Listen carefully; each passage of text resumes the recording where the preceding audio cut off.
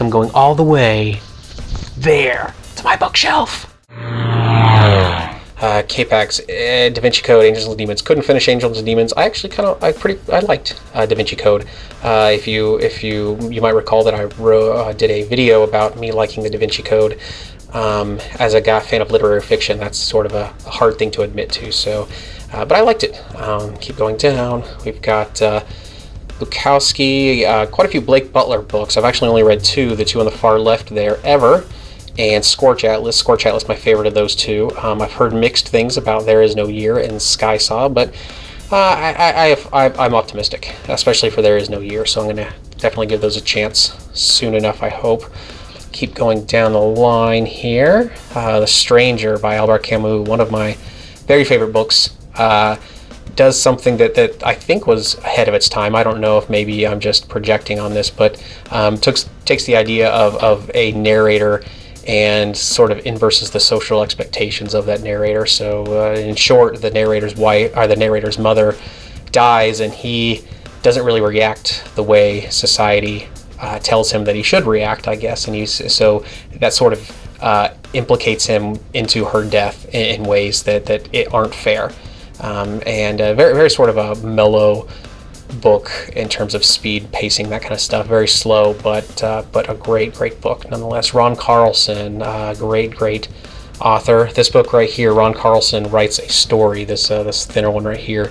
One of the best kind of writing how-to books that I've ever read. It literally takes the reader from the very beginning of one of Ron Carlson's stories through the completion, so you're able to see everything that goes on in the author's mind as he writes that book, or writes that story.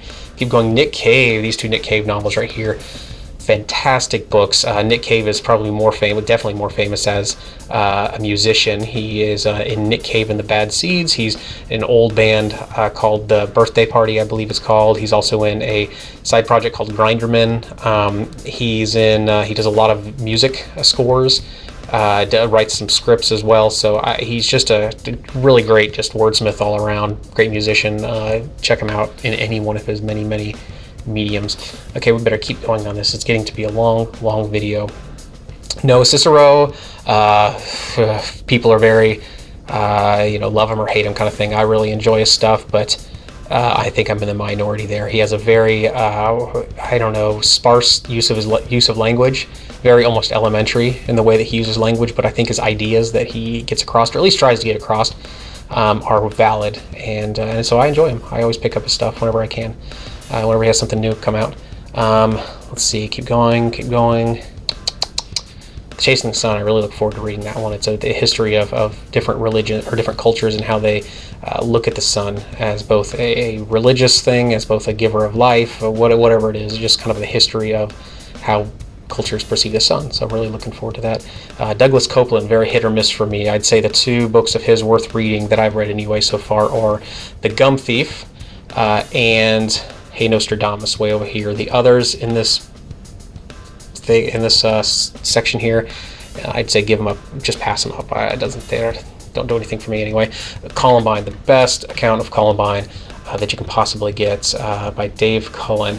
My wife was actually went to Columbine High School, and she was really hesitant to read this, didn't really want to, because she had lived through a lot of the bull crap that went on in terms of how the media reported things. But I assured her this one does it right, and it really does. I won't say any more, but definitely give that one a go. Mark Z. Danielewski's House of Leaves, the best, my favorite novel I think of all time, right here.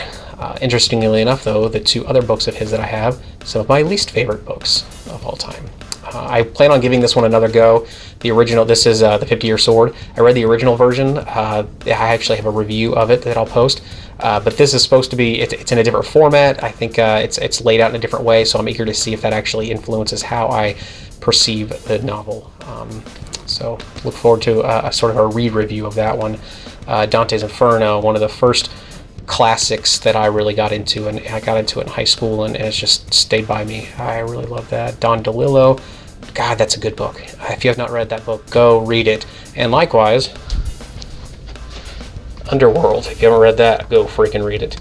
Amazing book.